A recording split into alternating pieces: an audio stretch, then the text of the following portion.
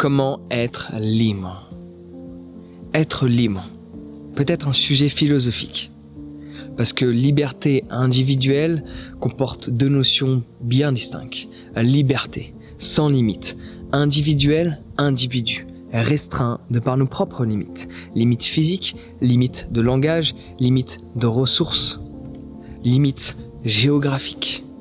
Liberté individuelle, ces deux mots ensemble représentent une utopie. Cependant, on peut avoir ce sentiment de liberté. Et ce sentiment de liberté ne provient pas d'un bout de papier. Il provient d'un choix, d'un état d'esprit choisi. Je suis libre parce que je le décide, parce que j'ai fait le choix de l'être.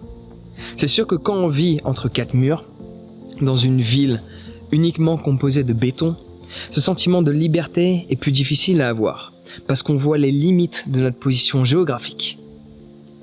Tu ne peux pas voir l'horizon. Voir l'horizon te donne ce sentiment de liberté. Être dans la nature te donne ce sentiment de liberté. Avoir assez et le prendre en considération. Avoir conscience que l'on a assez pour manger demain. La semaine d'après, le mois d'après. Avoir conscience que l'on peut payer notre loyer pendant 6 mois. Pendant 1 an. Qu'on peut manger pendant 6 mois, pendant 1 an. Nous donne ce sentiment de liberté à travers nos finances. Le fait de savoir que l'on peut retrouver un travail dans un autre pays, ou que notre travail peut être délocalisé dans un autre pays, nous donne ce sentiment de liberté géographique. La liberté individuelle est toujours restreinte de par des faits extérieurs. La question est, comment tu peux faire pour étendre ces restrictions extérieures? La question, elle est là. Il y aura toujours des contraintes à ta liberté. La question est, premièrement, est-ce que tu les prends en considération quand elles n'ont même pas la nécessité d'être prises en considération? Dans ces temps aujourd'hui, beaucoup de personnes ont la sensation d'être privées de liberté. Si tu as la sensation d'être privé de liberté, c'est peut-être parce que tu ne te sentais pas libre avant. J'étais libre avant la pandémie, je le suis durant la pandémie, et je le serai après la pandémie. Je suis libre de par les limites que je me pose, que je m'impose. Pas celles que l'on m'impose, celles que je m'impose. Parce qu'il y aura toujours des limites externes. La question est, est-ce que tu les acceptes? On peut même prendre l'exemple de visa, de passeport, non pas vaccinal, mais juste de passeport classique. Tu es dans un pays, il y a des limites à ta position géographique. Donc, je dis être libre de rester dans ce pays autant de temps que je veux. La réalité est différente parce qu'il y a des limites qui sont posées. Dans certains pays, c'est 1 mois, d'autres, c'est 2 mois. Mais il y a des hacks que tu peux mettre en place. Exemple, en Indonésie, quitter le territoire pendant 24 heures, re-rentrer dans le territoire. Ta liberté individuelle et géographique est limitée. Cependant, tu peux étendre cette limite avec le fait de quitter le territoire et d'y revenir.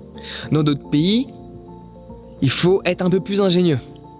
Mettre en place des visas business qui permettent d'étendre cette liberté géographique dans le pays dans lequel tu souhaites t'installer. Dans d'autres, il faut investir.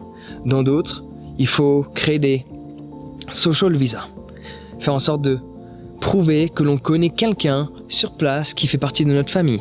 Il y a toujours des limites à notre liberté.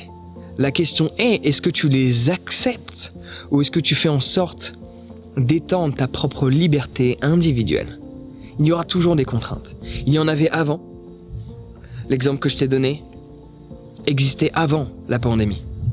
Durant cette situation actuelle, il y a toujours des privations de liberté. Est-ce que tu les acceptes ou non?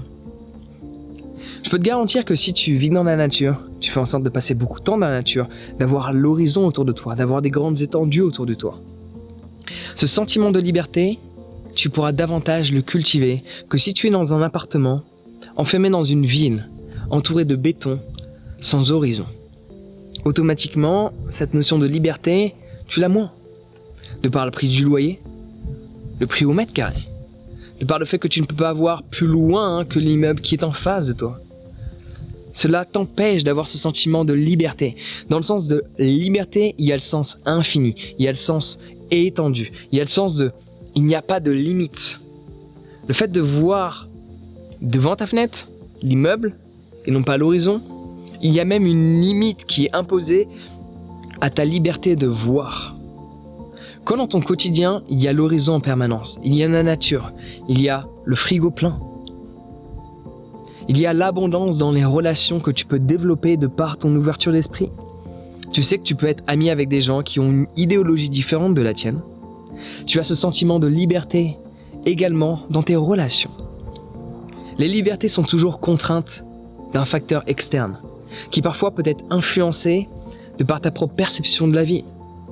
Donc juste prends en considération que si tu veux être libre, c'est à toi de le décider, à toi de le choisir.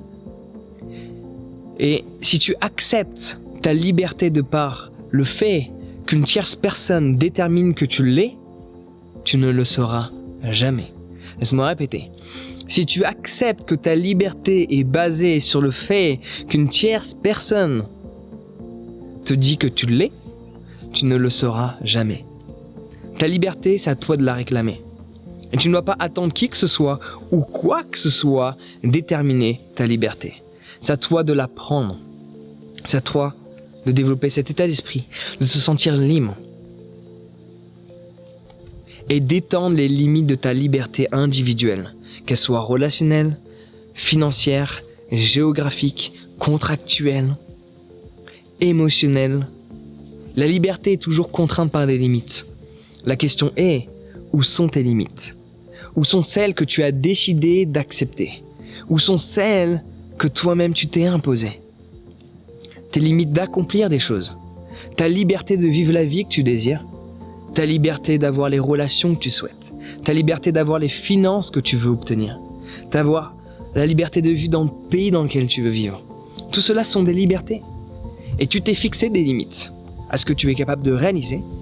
Et automatiquement, en te fixant des limites sur tes propres capacités, tu te fixes des limites sur ta propre liberté. Si tu veux être libre, supprime tes limites et étends les limites qui ne peuvent pas être supprimées. Il y a des limites de ta propre liberté que tu t'es fixées ou que l'on t'a imposées que tu peux supprimer en un claquement de doigts, en changeant ta perception sur la vie que tu mènes en cet instant. Et il y en a d'autres, certaines libertés, que tu ne peux pas supprimer, telles que les libertés géographiques. Mais tu peux étendre ces libertés de par les actions que tu mets en place. À partir du moment donné où tu crois au fait d'avoir les capacités nécessaires pour étendre tes libertés individuelles. Donc comment être libre? Change ton état d'esprit. Décide de l'être toi-même. Et ne laisse jamais qui que ce soit ou quoi que ce soit déterminer si tu es libre ou pas. Si tu le fais, c'est comme si tu vendais ton âme au diable. Je suis libre. Peu importe ce qu'une personne pense. Je suis libre. Peu importe ce qu'un bout de papier dit. Je suis libre parce que je le décide.